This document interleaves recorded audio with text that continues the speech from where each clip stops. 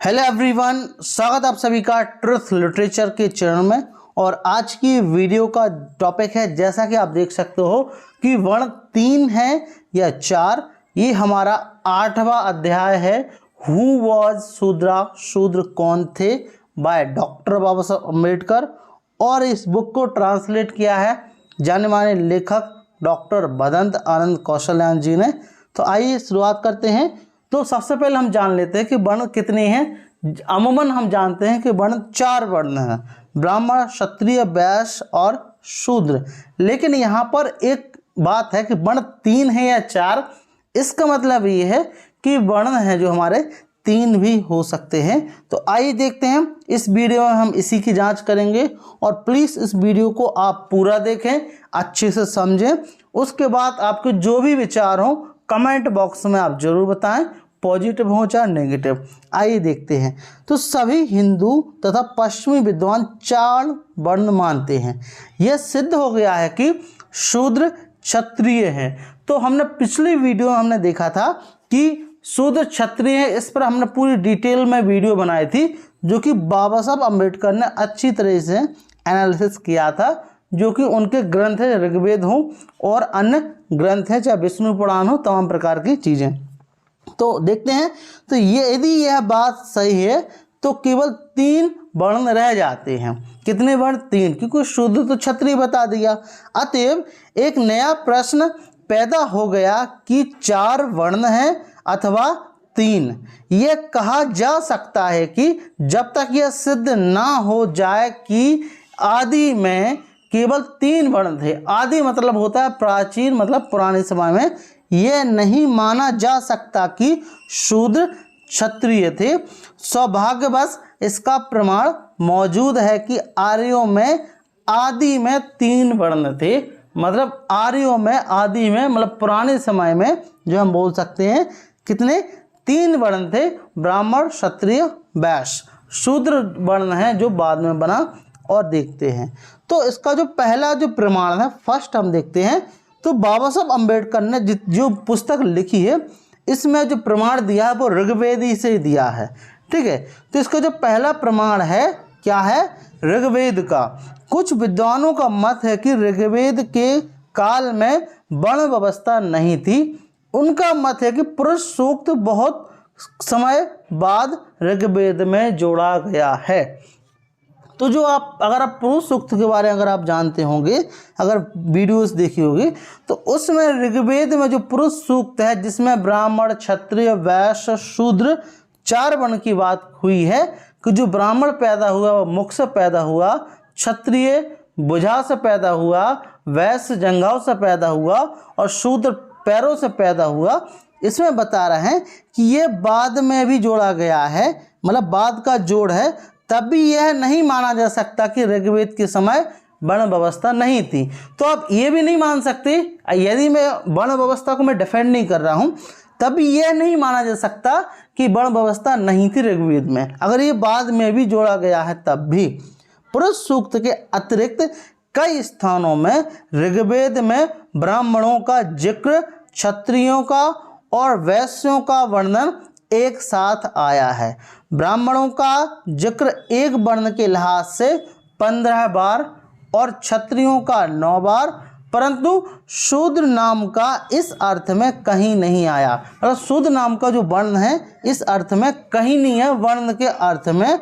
और वह एक वर्ण का नाम है। यदि विशेष वर्ण का नाम शूद्र होता तो ऋग्वेद में इसका जिक्र अवश्य आता। इससे यही परिणाम निकलता है कि शूद्र नाम का कोई चौथा वर्ण नहीं था, केवल 3 वर्ण थे, ब्राह्मण, क्षत्रिय और वैश्य। जो शूद्र वर्ण था वो बाद में बना। इसका मतलब ये नहीं है, फिर से मैं again I am repeating that, कि वर्ण व्यवस्था नहीं थी। वर्ण व्यवस्था थी, लेकिन पुरुष सूक्त को बाद में जोड़ा गया। अकॉर्डिंग टू दिस बुक, बाबा साहब अम्बेडकर के अनुसार आप जान सकते हैं और इन्फॉर्मेशन ले सकते हैं। दूसरा प्रमाण आप बता रहे हैं। जो दूसरा प्रमाण है तैत्तिरीय और शतपथ ब्राह्मण का है। दोनों ब्राह्मणों में केवल 3 वर्ण का कथन है। कितने? 3 वर्ण का। शूद्र का पृथक वर्ण होने का कोई जिक्र नहीं है। शतपथ ब्राह्मण 11(1)(4)(11) में कहा है। बाबा साहब अम्बेडकर जो भी बात बोल दिया है उन्होंने प्रॉपर रेफरेंस के साथ, प्रमाण के साथ बोला है। अपने से बाबा साहब अम्बेडकर ने कोई भी बात नहीं बोली है। तो क्या लिखा है शतपथ ब्राह्मण 11(1)(4)(11) में कि भू कहकर प्रजापति ने पृथ्वी को बनाया, वह से कि वायु को, सह से आकाश, ये 3 शब्द और ब्रह्मांड एक साथ बने। जो ब्रह्मांड था एक साथ बने, तीनों के साथ अग्नि को बनाया, वह उच्चारण करके ब्राह्मण को बनाया, वह मतलब भव कहकर क्षत्रियों को बनाया, सह कहकर वैश्यों को बनाया, सबके साथ अग्नि को बनाया, वह कहकर प्रजापति ने अपने को बनाया, और भव कहकर भव से प्राणियों को और स्व से पशुओं को बनाया। दुनिया प्रजापति, प्राणी और पशुओं की है और तीनों अग्नि तीनों की है। आगे देखते हैं जो शतपथ ब्राह्मण ऐसा लिखा है। अब तैत्तिरीय ब्राह्मण में क्या लिखा है जो कि सहायता है 3:12-9-2 में लिखा है कि सारी सृष्टि ब्रह्मा से पैदा हुई। लोग कहते हैं कि ऋक से वैश्य बने। अब सब में अपने आप को एक दूसरे से काट रहे हैं, हम बोल सकते हैं। जो ऋक है, ऋक से वैश्य बने, यजुर से क्षत्रिय पैदा हुए, शाम से ब्राह्मण पैदा हुए, ऐसा प्राचीन समय में कहा गया है। ठीक है। अब लेकिन इस वीडियो में हम ये जानेंगे कि जो पुरुष सूक्त है वो कैसा ऐड हुआ, वो भी हम जानेंगे। तो ऋग्वेद और दोनों ब्राह्मणों से बढ़कर क्या प्रमाण हो सकता है? दोनों में केवल 3 वर्ण हैं। कितने वर्ण हैं? 3 वर्ण हैं।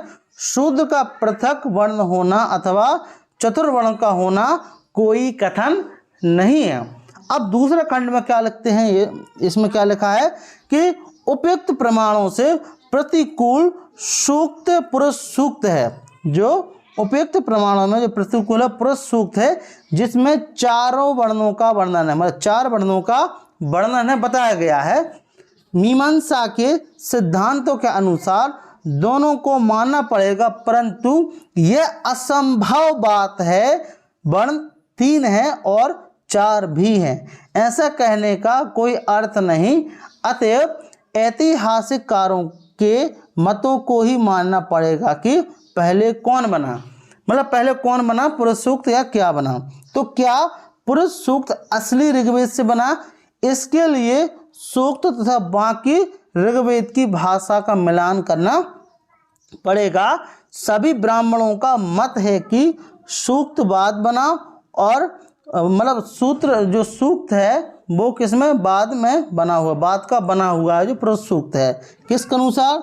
कोलब्रुक का कथन है, जो कि बाबा साहब अम्बेडकर ने रेफरेंस भी दिया है, जो कि मेयर वॉल्यूम जो हमारा IP पृष्ठ क्रमांक 13 है, पेज नंबर 13।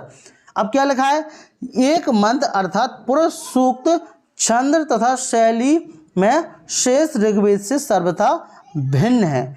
भिन्न मतलब क्या होता है? अलग है, डिफरेंट है। फिर से रिपीट कर रहा हूँ, यह मंत्र पुरुष सूक्त छंद तथा शैली में शेष ऋग्वेद से सर्वथा भिन्न है। यह अधिक अर्वाचीन है, मतलब अर्वाचीन प्रतीत होता है। यह उस समय बना होगा जब संस्कृत भाषा और व्याकरण सुधर गए। इसकी भाषा से यही पता चलता है कि अधिकांश मंत्र घरेलू भाषा में लिखे गए और वेद का वर्तमान स्वरूप उस समय का है। जब छंद का प्रयोग होने लगा तब सुधरी और सुरीली भाषा जिसमें पुराण और काव्य लिखे जाने लगे। अब यहाँ पर प्रोफेसर मैक्स मूलर का भी एग्जाम्पल है। तो प्रोफेसर मैक्स मूलर जो कि MOI म्योर वॉल्यूम नंबर जो हमारा 13 है, कथन है, इसमें स्टेटमेंट है क्या कि इसमें कोई संदेह नहीं है कि 10वें मंडल का 90वां मंत्र भाषा तथा स्वरूप में अर्वाचीन है। इसमें यज्ञ की रीतियों का वर्णन है, वैज्ञानिक शब्द है और ऋतुओं का वर्णन क्रमवार है। यथा बसंत, ग्रीष्म और शरद, यही एक मंत्र है जिसमें 4 वर्ण कहे गए। इसकी भाषा भी यही बताती है कि यह बाद का बना हुआ है। प्रोफेसर वेबर के अनुसार भी यही है कि बाद का बना हुआ जो पुरुष सूक्त है। अब आप लोग ये डिफाइन मत कर ले रहना कि इसके पहले जाति प्रथा नहीं थी, जाति प्रथा थी, मतलब वर्ण व्यवस्था थी, और किसने ऐड किया वो हम आगे जानेंगे। ठीक है, तो प्रोफेसर वेबर का कथन है कि पुरुष सूक्त, मतलब इनका स्टेटमेंट है कि पुरुष सूक्त ऋग्वेद के मंत्रों में सबसे बाद जुड़ा हुआ प्रतीत होता है। यह बात जो कुछ सूक्त में लिखी है उससे तथा इस बात से साम संहिता में इसमें कोई मंत्र नहीं लिया गया है, सिद्ध है। अब तीसरा भी तरीका है, थर्ड है कि एक और तरीका है जिससे यह सिद्ध होता है। अभी हमने दो तरीकों से हमने सिद्ध किया है। सिद्ध होता है कि पुरुष सूक्त बाद में बना, अर्थात यह देखने से कि कितने वेदों में पुरुष सूक्त को अपनाया है, कि कितने वेद हैं कि पुरुष सूक्त को अपनाया है। साम वेद में पुरुष सूक्त के केवल 5 मंत्र उद्धृत हैं। कितने मंत्र हैं? 5 मंत्र उद्धृत हैं। और वाजसनेयी संहिता में पुरुष सूक्त है, परंतु इन दोनों सूक्तों में बहुत अंतर है। ऋग्वेद के पुरुष सूक्त में 16 मंत्र हैं और वाजसनेयी संहिता के में कितने? 22 मंत्र हैं। अभी हम टेबल देखेंगे तो और अच्छे से समझ में आ जाएगा। कृष्ण यजुर्वेद में 3 संहिता मिलती हैं, अर्थात तैत्तिरीय, कठ, मैत्रेयनी, परंतु इनमें से किसी में पुरुष सूक्त नहीं है। केवल अर्थवेद में पुरुष सूक्त क्या है? उद्धृत है, उसमें है। भिन्न भिन्न वेदों में पुरुष सूक्त एक ही प्रकार से उद्धृत नहीं है। वाजसनेयी संहिता में अंतिम 6 मंत्र अधिक हैं। वे ऋग्वेद, सामवेद और यजुर्वेद में नहीं पाए जाते जो मंत्र हैं। ऋग्वेद के सूक्त का 16वां मंत्र अन्य वेदों में नहीं पाया जाता। इसी प्रकार अर्थवेद के सूक्त में 16वां मंत्र ना ऋग्वेद ना यजुर्वेद में पाया जाता है। 15 मंत्र जो तीनों वेदों में पाए जाते हैं समान नहीं है, ना उनका क्रम ही एक है, जैसा कि निम्नलिखित सूची में प्रकट होता है। तो ये जो हमारे पास टेबल है, ऋग्वेद मतलब यजुर्वेद, ऋग्वेद, सामवेद, अर्थवेद, 4 वेद होते हैं। तो जो मंत्रों की जो व्याख्या जो की गई है, इसमें आप देख सकते हैं किस में कितने मंत्र हैं। आप लोग देख सकते हैं ऋग्वेद में 1, माफ़ करना, यजुर्वेद में 1, ऋग्वेद में 1, सामवेद में 3, अर्थवेद में 1। तो आप लोग स्क्रीनशॉट लेकर इसको आप पढ़ सकते हैं। मैं इसको थोड़ा जूम कर सकता हूँ, तो आप इसका स्क्रीनशॉट लेकर आप इसको पढ़ सकते हैं किसमें कितने मंत्र हैं। और इसमें संकेत जो पहला एक्स का अर्थ है नहीं पाए जाते, दूसरा एक्स का अर्थ है पाठांतर है। तो यदि पुरुष सूक्त प्राचीन होता तो अन्य वेदों में इस स्वतंत्रता के साथ काट छाट ना होती। इसके अतिरिक्त जो पुरुष सूक्त ऋग्वेद के मिश्रित भाग में पाया जाता है, यदि यह पुराना होता तो मुख्य भागों में पाया जाता। अस्तु परिणाम यह है, क्या है? चूंकि पुरुष सूक्त तैत्तिरीय, कठ, मैत्रेयनी संहिता में नहीं पाया जाता, यह सिद्ध होता है कि इन संहिताओं के बाद यह सूक्त ऋग्वेद में जोड़ा गया। दूसरा, चूंकि यह ऋग्वेद तथा यजुर्वेद के परिशिष्ट भाग में परिशिष्ट भाग में डाला गया, इसके अतिरिक्त बाद का जो है हमारा बनना सिद्ध होता है। तीसरा क्या है? चूंकि और वेदों में सूक्त का मनमाना काट छाट और पाठांतर किया गया है, इससे सिद्ध होता है कि यह प्राचीन मंत्र ना था, ना ही इसकी प्रतिष्ठा थी। अब चौथा क्या है? इसमें चौथा खंड में क्या बताया गया है, आइए देखते हैं। और इसको किसने जोड़ा, इसको जोड़ने का कारण क्या था, इस खंड में बताया गया है। थोड़ी सी वीडियो और रह गई है। तो पुरुष सूक्त के मंत्रों की रचना शैली में भी अंतर है। सब मंत्र तो एक सिलसिले में हैं, परंतु मंत्र 11 और 12वां प्रश्नोत्तरी के रूप में है। यह 2 मंत्र वर्णोत्पत्ति को बताते हैं, मतलब वर्ण की उत्पत्ति को बताते हैं। ऐसा प्रतीत होता है कि ये 2 मंत्र बाद में सूक्त के बीच डाल दिए गए, अतएव केवल पुरुष सूक्त ही बाद में नहीं बना, उसमें समय समय पर मंत्र जोड़े रहे, मतलब जोड़ते रहे। कुछ विद्वानों का तो यह भी मत है कि पुरुष सूक्त जाल है जिसमें ब्राह्मणों की श्रेष्ठता सिद्ध होती है।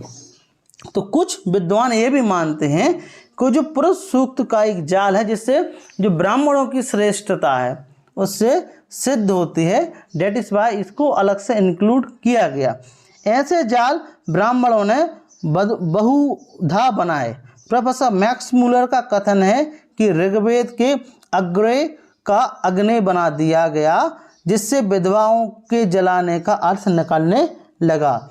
ईस्ट इंडिया कंपनी के समय एक अभियोग में वादी समर्थन में एक स्मृति रच दी गई। ठीक है, अब अस्तु इसमें कोई आश्चर्य की बात नहीं है कि जब चातुर्ण वर्ण स्थापित हो गया तब मंत्र 11 और 12 सूक्त में जोड़ दिए गए और चातुर्वर्ण व्यवस्था वेदांतोक्त मानी जाए। ठीक है, तो आप लोग समझ पा रहे होंगे। पांचवा क्या है, क्या पुरुष सूक्त ब्राह्मणों से पहला बना? यदि पुरुष सूक्त ऋग्वेद का भाग है तो वह ब्राह्मणों से पहले बना होगा, अतएव इसका अनुसंधान उचित है। प्रोफेसर मैक्स मूलर ने वैदिक साहित्य का समय इस प्रकार बताया कि वेद फिर ब्राह्मण फिर सूत्र बने। यदि यह कथन सत्य है तो इससे दो परिणाम निकलते हैं कि पहले वेद बना फिर ब्राह्मण उसके बाद सूत्र। तो पहला क्या है कि ऋग्वेद के समय में 4 वर्ण थे परंतु शतपथ ब्राह्मण के समय केवल 3 वर्ण थे। दूसरा कि शतपथ ब्राह्मण में पूरी व्यवस्था व्याख्या नहीं है, मतलब शतपथ ब्राह्मण में पूरी व्याख्या नहीं है। पहला परिणाम तो प्रत्यक्ष असंभव है। दूसरा इसलिए भी मानने योग्य नहीं है कि दोनों ब्राह्मणों ने वर्ण व्यवस्था पूर्ण रूप से वर्णित है। अतएव मैक्स मूलर का कथन कि चारों वैदिक साहित्यों के बनने के बाद ब्राह्मण बने सर्वथा निराधार है, मतलब निराधार है और मानने योग्य नहीं है। इसके विपरीत जो कि क्या नाम है, बेलवाकर और राणादे का कहना है कि कुछ अंश हैं वेदों का पहले और कुछ बाद में बना। अस्तु ब्राह्मणों का अंश वेदों की समाप्ति से पहला बनना अस्वाभाविक नहीं है। यदि यह ठीक है तो ऐसा प्रतीत होता है कि जिसमें ब्राह्मण केवल 3 वर्णों का वर्णन है पुरुष सूक्त के पहले बने। अतएव यह वास्तविकता से सिद्ध होता है कि आदि में मतलब प्राचीन में आर्यों के केवल 3 वर्ण थे, शूद्र क्षत्रिय थे और चौथा वर्ण बाद में बना। और चातुर्वर्ण के समर्थन के लिए पुरुष सूक्त जो बाद में बनाकर ऋग्वेद में जोड़ा गया। पुरुष सूक्त में जो कुछ लिखा है बस समाज की स्थिति सर्वदा से नहीं है, मतलब जो भी लिखा गया है बस समाज की स्थिति सर्वदा से नहीं है। तो इससे हमने क्या साबित कर लिया according to the article of doctor Baba Saheb Ambedkar. और I hope you will like this. तो यदि आपको किसी प्रकार का प्रश्न है, सवाल है, कमेंट बॉक्स में ज़रूर बताएं। और यदि आपको किसी प्रकार का डाउट हो तो एक बार फिर से देखें। आप कमेंट कर सकते हो, चाहे पॉजिटिव हो चाहे नेगेटिव। बस आप थोड़ा सा भाषा का ख्याल रखना, आपकी भाषा अच्छी होनी चाहिए ताकि मैं उसका जवाब दे सकूं और मैं भी आप लोगों से कुछ सीख सकूं। तो thank you very much, thanks for watching. जय भीम, जय भारत।